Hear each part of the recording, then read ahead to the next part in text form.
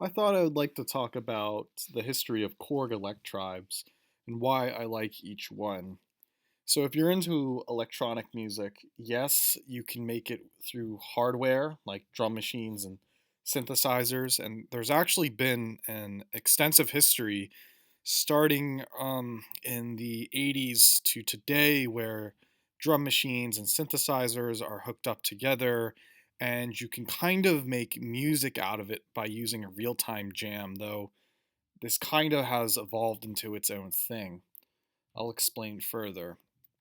So in 1996, Roland had a drum machine, or aka groovebox as they labeled it as. It basically was a 4-track musical workstation, but in a box. So you can have drums on one track, a bass on that, a lead, and some FX. I think it actually, actually, from what I'm looking at this picture, it went up to 7 tracks. But I had a Groovebox 10 years ago, but I didn't even use it to make songs in it. And instead, I just used the MIDI in and just played it on my keyboard and played notes or whatever through that. Mine actually was like half broken. But Roland trademarked this groovebox term to basically condense an entire drum machine and synth sequencer, basically a music workstation, or even like a physical digital audio workstation, if you will, in front of you, except that it was more in tune as like an instrument. You would be switching patterns and configuring the notes as you go. And so the trademark term of Roland's Groovebox kind of was an up and coming thing. Previously, you might have had Roland's drum machines and had some MIDI or didn't sync them out through other means, but now everything is condensed into one machine. So Roland's rival was Korg, and in 1999 they introduced the Electribe, and these Electribes is what I'd like to further talk about, and the extensive history of Korg Electribes. I mean, even as a teenager, I at least played or owned each Electribe model, and the difference between Korg Electribes and Roland's MC303 was that they were more flexible. And what Korg had over Roland was its ease of use. It's more attractive. Um, I hate the word aesthetic, but it looks more pretty to look at. The MC303 was more complicated and sophisticated, and not even sophisticated. It just had this kind of autistic Japanese way of thinking. The Korg, also Japanese, was more in tone of note pressing, if you will, and it looked like a familiar drum machine. So I'm going to go over the first generational models one by one. So let's begin. First up, in 1999, you had the Korg EA1. It was blue, and what it did was bass and leads. And at this time, it was called quote unquote analog modeling, which is basically digital technology emulating that of analog circuitry inside of it. And as you could see, and I was just saying before, it's 16 steps like a drum machine, but I can put in each an octave notes like a TV303 or a sequencer like that. And I can mix with the filter and the effects and the amplifier and the oscillator and kind of use its funny digital presets and kind of make my own not only synth in it, but the synth line. It kind of gets out those bass fast. I bought my brother this instrument one time, and he actually was upset at it and he hated me. And I actually really liked it, but I never had the time, so he never wanted to touch this model ever again. And I actually really like this blue model a lot. I think about it, and I think the most basic baseline 16 step, 32 step sequenced instrument is this guy right here. Even though the sound might sound like a squeaking duck, it does a good job. And it provides the leads fantastically. Now, the other model that also came out in 1999 was the Korg ER1, the red, the pink, the magenta model. Or magenta, is that, I might be colorblind. I think that's like cherry or something. Most Zoomers now know this as the drum machine in Bob's Burger when Gene went into the music store and he sees this $200 drum machine and makes music on it. I'm really nostalgic for this device too. This device was kind of like just like the EA one, but the ER one lets you customize the drums inside of it. There were about four samples that was like a TR-909 with the bass snare crash, but it also had the 808 kind of effect in it. It more kind of acted like a synth drum, like kind of that 1970s, 80s vibe of a synthetic craft work where the user can customize each drum kit inside of it.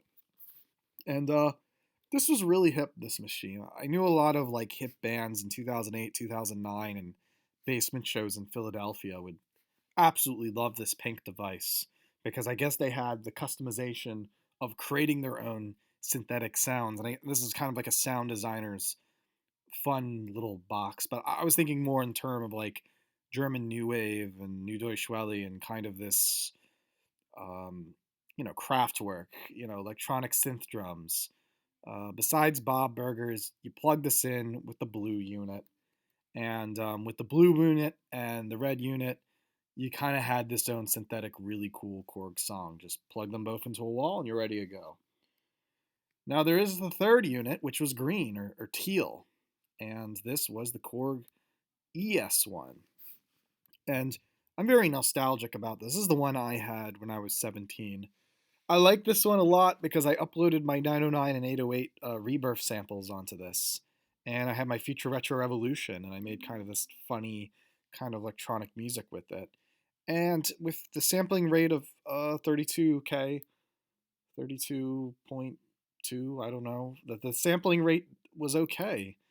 It did have this kind of pitch shifting delay effect, and you could model samples in this weird Mouse on Mars kind of way, but I know Realicide used this machine to process their hardcore gabbers in it, and I like this one a lot. I always preferred this over the Pink unit because you were uploading and trying to make like a fake TR-707 or a fake 909, but you were able to do it. The presets in this, I love the presets in this because it has the main riff of "Do I Look Like a Slut" by Avenue D. I actually like that song a lot, and that if you factory set it, it's on there, and so you can kind of deconstruct Avenue D in such a way. But yeah, this teal model is always, I bought this model again earlier this year, and I realized how poor the sampling rate was and how tedious to use a smart media card was. I just thought it was so obsolete now. You can like only carry like what two stereo sample and everything else is monophonic. It just doesn't have the charm anymore today. My favorite Electribe model, however, released around 2000 or 2 years later, was the black unit or the EM1. This actually had the fake 909, the 808, the Amen break, everything required that the MC303 tried to do, but Korg just made it better through the EM1. I love the preset songs in this and the funny like Darude trance tracks. I love how you're given 8 drum kits. It's really 3 tracks: a drum kit, a bass, and a lead. I love the house piano in this. I love the rave thing in this. I would used to make really funny songs, and I would plug this in my Future Retro Revolution all the time with the ES1. My two Electribe killers were the green unit, the ES1, and the black unit, the EM1. If I had to choose my favorite Electribe, it would be the EM1. I love this machine. It's kind of what got me into Electribes. It just was a perfect drum machine for the year 2000. I actually got one again this year, but it was broken, so I had to return it. I want to get this model again, but it's just 20 years later. It's so outdated for a couple of reasons why, and but I'll get back to that in a bit. So there was also Mach 2 units that supposedly came out in 2003 and later on. So I was around 13, 15 when these units were brand new. And they were the same three units I previously mentioned, but this time given a hard shell and some improvements. For example, the EA1 is now the A Mach 2. As you can see by the layout, if you're looking at a computer screen or listening to this in a car, um, I want you to listen to this in a car. I guess you have more capabilities in the oscillator and the filter and the effects, but it's almost the same unit. It's just a V2. I mean, back then you could have just updated the firmware, but they just gave these nice fancy shells to them. The same with the ER1. It's now ER Mach 2.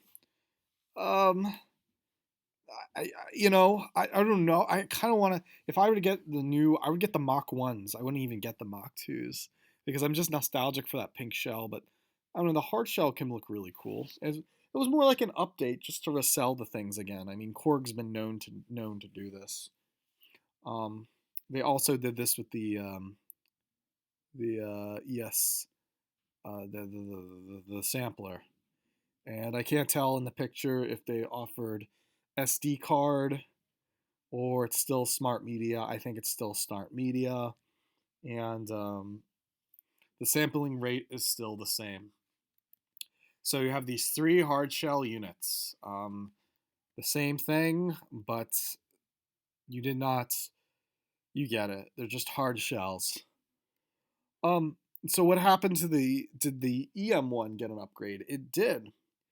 And 2 years later, they kind of upgraded to these kind of I like to call the light bulb X series. So there are two machines that kind of got a Mach 3 kind of upgrade. First, there was the Electribe SX, which is basically an ES1, but now it's called an SX, and it's basically a super sampler, and it still does smart media. Nothing much has changed. It has a bunch of interesting effects, but oh yeah, the sampling rate now is like 44.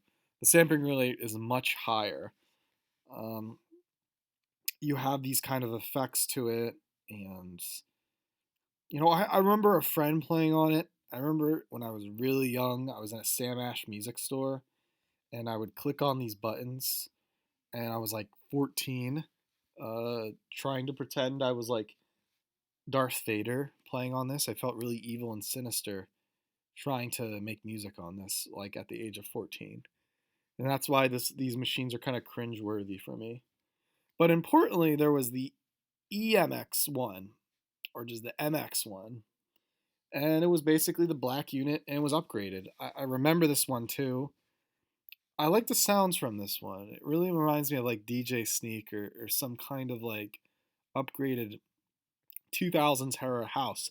It's just that it's so ugly to look at, like the Roland TV3. I think, oh, oh, oh, oh, okay, oh, it's just so ugly to look at, and like, it's blue, and it has that metal casing, and just a lot of synth parts in it. I'm pretty sure you can make some music to it. Now, a few years later, they just kind of reissued these things over and over again.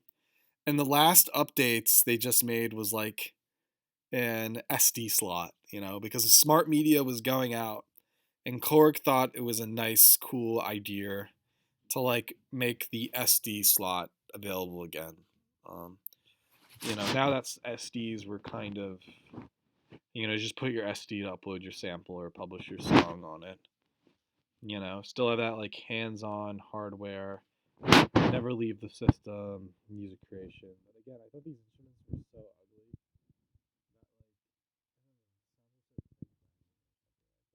ugly. Cling clang. Can you hear me? All right, I'm just checking the volume right now. Sometimes the volume goes up. I have to check my volume. Um, there was also the there was this like Electribe unit that was like pink, Eh, no, they made a video game version of it. Basically, they put it on the phone, and I never did this on the phone. I don't know if there's like a sound test like iPhone versus the original unit, but that was like 10 years ago. And I don't know anyone who like maybe syncs their like iPhone to an actual professional rig, or anybody has made lo-fi cassette tapes out of this like video game technology. I don't know if anyone has created an emulator yet to get this emulation and sync it. It's kind of like Rebirth in a strange way. The Electribes did have a spin-off, and for some time Korg was messing up with the Tron series with the Monotron delay, the Monotron Duo. They kind of made this weird device called the Monotribe, where they got the Monotron as a sequencer and added in like a snare, a bass drum, and a hi-hat. And it was like 8 steps to 16 steps. And it was strange. It was kind of like this targeted indie device, but seems more like a children's toy for Japanese kids so they can get into like some high university to. It was a very weird device, but it didn't really feel like an Electribe. I would consider this a spin-off. Some people actually really want this device. I thought it was really strange when it came out. So, in the last 6 years, Korg did resurrect the Electribes, but it's not Electribe 2. They made this new lowercase Electribes. I'll show you. So instead they combined the R EA1 and the ER1 together and just called it lowercase Electribe. And it came in like red, blue, and black. This is the blue one. You can make a song on it. It's more straightforward. 1634 steps. You got the chaos pad in the corner. Because I guess chaos pads were kind of Korg was losing interest in that technology that they were pushing in 2008 or 9. Um, um, it has a lot of those. It was more simplified, but they also had the sampler, and all it did was say Electribe sampler. You look at this Electribe, it just says Electribe. But you look at the sampler, it says Electribe sampler.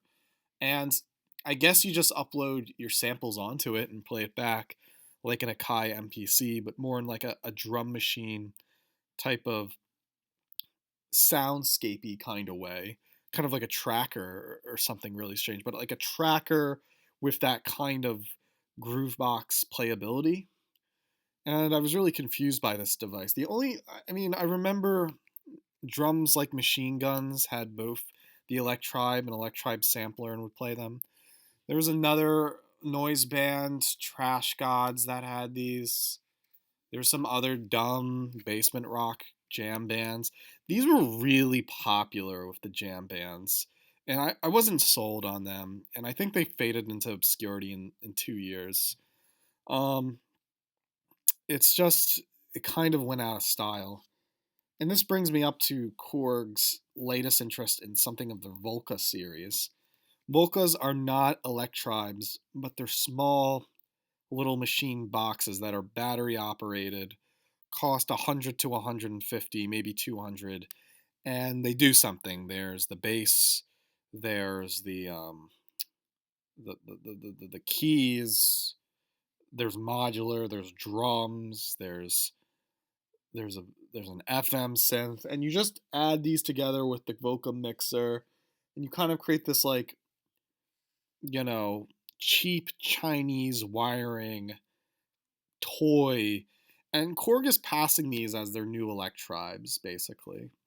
And the mobs are so small, kind of feels like a kid's toy more than anything. It's very playful. I don't make music, I just want to make cute noises type of ordeals. And that can be interesting. I had a Volca Beats, and a Volca Keys, no, Volca Bass. My Volca Bass broke. I do, however, like the new Korg new bass. That sounds more like a 303 than anything, hopefully, but not on spot.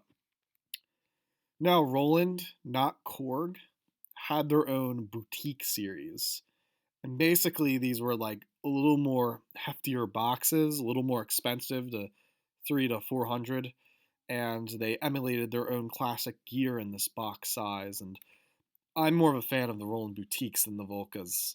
Plus, they have a digital interface, audio interface built inside of these guys. And they did it with their drum machines, their synths, and they're in very high quality. The Volcas are kind of just for this like cheap kind of modular cliche, but the Roland took cue and they entered back with the Volcas with their boutiques. Now in 2020, Roland is going back to the groove box. So instead of an MC303, Roland now has something called an MC101. And instead of the traditional drum machines of their TR8s, they have a TR6S. And both of these can have SD slots, put samples in them, 4 tracks to 6 tracks drums. Hook these up, it's kind of like a Korg EA1 and ER1 in 2020. They're both battery operated. Put the phones out into like an Ankler sound core and you're good to go. And these are very high qualities sound. And so this is why I really like Korg Electribes and some of these new machines, is because they remind me of when I was a teenager and I used to make really cool, electronic music all in the box. But in today's standard, technology is becoming so accelerated to a point where everything's just portable now. So I guess right now Roland is beating Korg at their own game, and Roland is just providing that kind of future for their drum machines. Thanks for listening.